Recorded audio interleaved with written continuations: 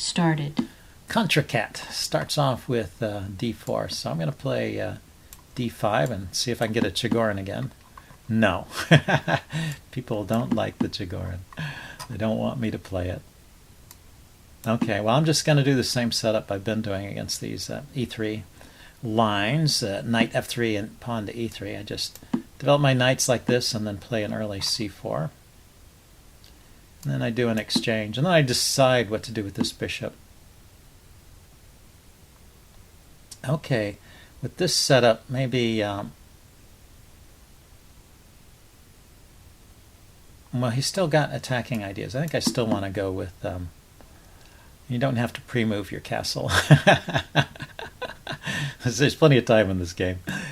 You don't have to pre-move moves. It might be wrong if I play something different than what he expects, but anyway, he did it.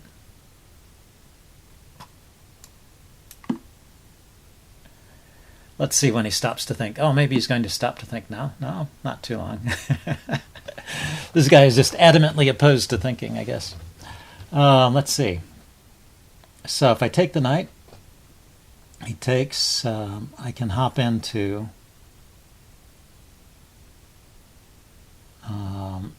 e5 there, takes, and yeah, I don't get the pawn back. I was thinking if I could move the knight here and he'd take here, move my knight, take on e5, move my knight to e4, and if he takes, I might win the pawn back. He can win my pawn, but maybe I win his, but that doesn't look like it's working. So let's see. This bishop maybe is already on a good diagonal. I just need to get this knight out of the way. This pawn is not yet loose, so let's go here. And that opens up the square f8 for my knight. So my knight can go to f8, the bishop can come out to f4 even. It's an idea, and we'll see where he puts his pieces. He goes there, yeah, he's going to reinforce that knight. And so if I play bishop to f4, he takes, I take, and then he can attack the pawn, and it's defended by the bishop, and I get the move in knight to, I get knight to e4 there, and so I think that's interesting. I mean, it messes up my pawn side, kingside pawn structure. Okay, and he's not reacting to that at all, but he is going after this pawn. Yeah, okay, that pawn is hard to defend, huh? That's a good point.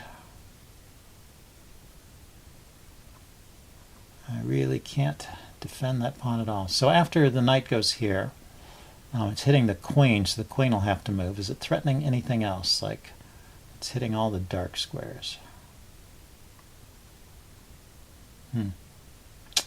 Yeah, I'm not sure.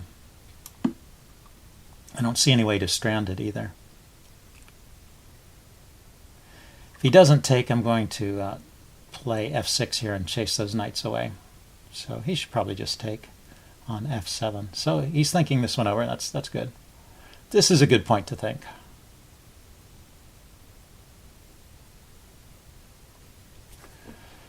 And let's see what he decides.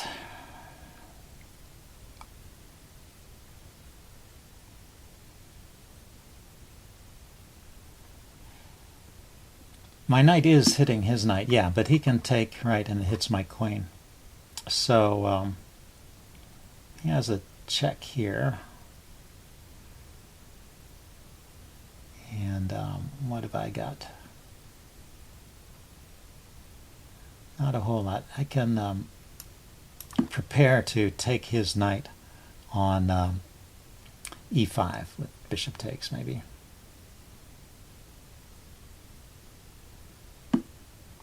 Just went back. So I thought that was nothing special.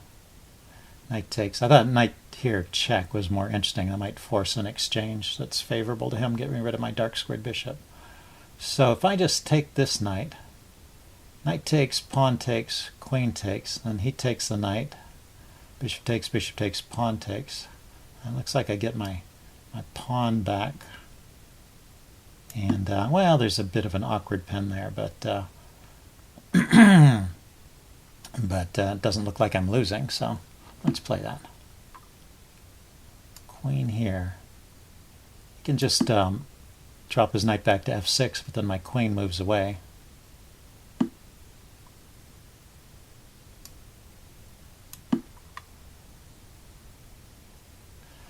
Yeah, I was thinking bishop takes, but then I realized he can play f3 immediately and go after the bishop. So take back with the pawn. I'm not really threatening his bishop because the pawn is pinned, but well, let's see. 4-3 over here and 3-2 over here. So I got my pawn back. My pawns are messed up. White is still better, but yeah, and he can win the pawn back that way. So I can move my queen, but check though, huh?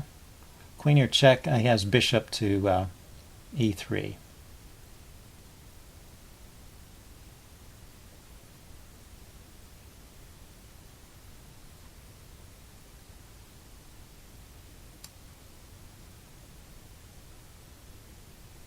So maybe instead I'll go queen to d6. I'm hitting his bishop here, unpinning this pawn. And I was going to follow up with rook to d8. So he takes, I take. It's not so great. Let's save this bishop here. So he's got an extra pawn now. He has an extra pawn. But, and I have a weakness on the f-file here too. Not so great. I can still pile up with rook to d8. He should probably develop his dark squared bishop, connect his pieces in the back rank. The only reason rook d8 is sort of a threat is it kind of pins this bishop here.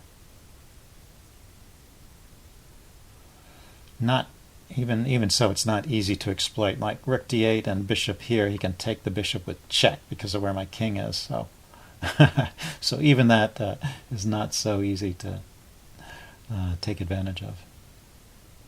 And this knight is looking pretty sad on f8. Okay, well, he'll take some time to think about this one, I guess. If his rook ever moves off the e-file, this check on this diagonal might be interesting. Otherwise, my plan should be to get my knight back into the game, maybe put some pressure on the center. So what is White's next move? It's interesting how he rattled out all those early moves. Yeah, so that's good. Just develop the dark squared bishop. And ask me what I am planning to do. Okay, so rook to d8. Maybe this rook to d8. That does threaten to win the bishop immediately, so he should do something.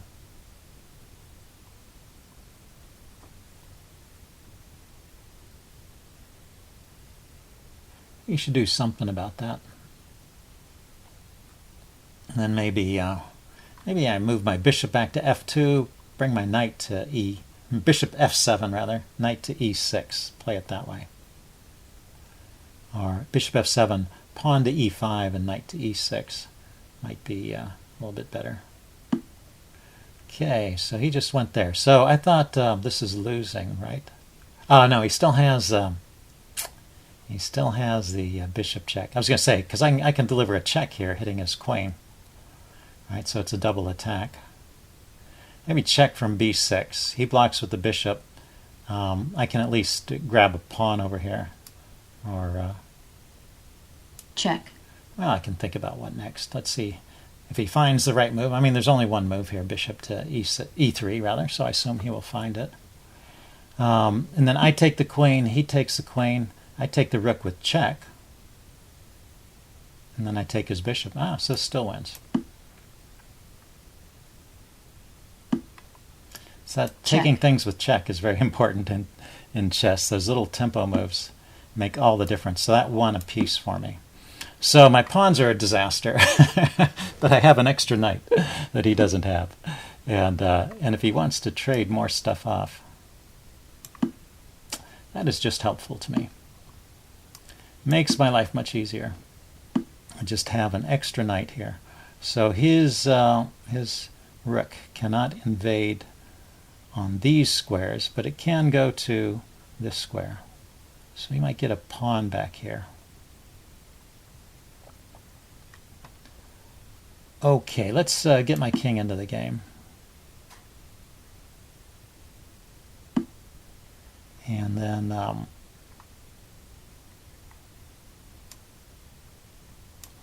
going to defend the knight on G7 or B7. I couldn't defend the pawn on B6. That was lost. Now I can start taking advantage of my extra piece.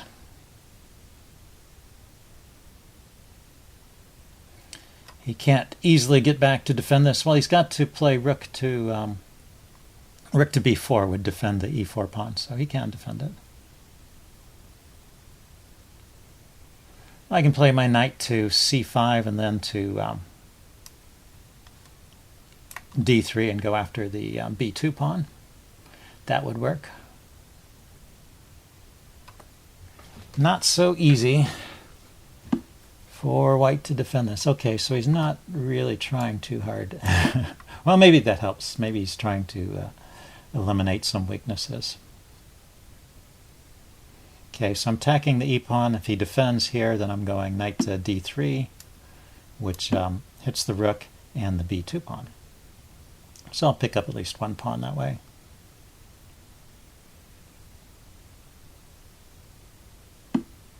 And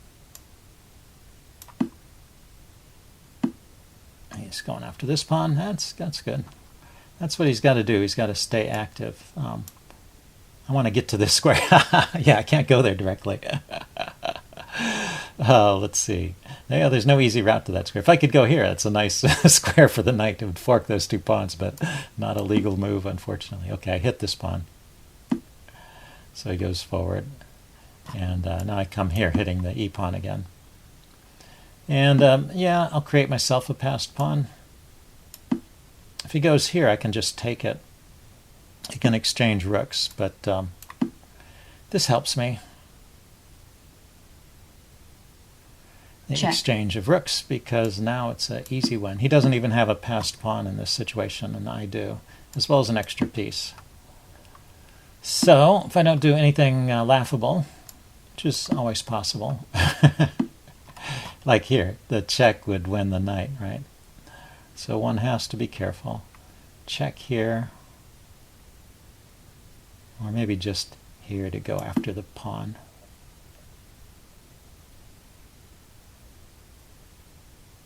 Yeah, if I leave the knight there and let him play pawn to G, pawn to G4, hitting my king with check, it would have to move, and I would lose that knight. So now I get a real far outside pass pawn. That's the easiest way to win. The further away the pawns are, the more powerful they are in the end game. Check.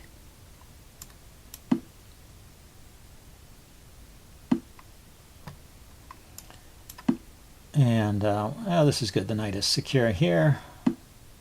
And we'll just prevent any more exchanges. Whichever pawn moves forward, I move the other one, so we get just a completely locked up position. And now his king has nowhere to go except backwards. I must leave his king at least one square. That's the rule. Okay, so let's go here and guard that space in front of the pawn so he can't step back with it, with his king. And we'll guard the space in front of this pawn. And we'll just march forward, taking it nice and slow. He can resign any time now. White resigns. Okay, he did. I guess he was listening. Okay, I will upload this and do a postmortem. See you guys later. Bye.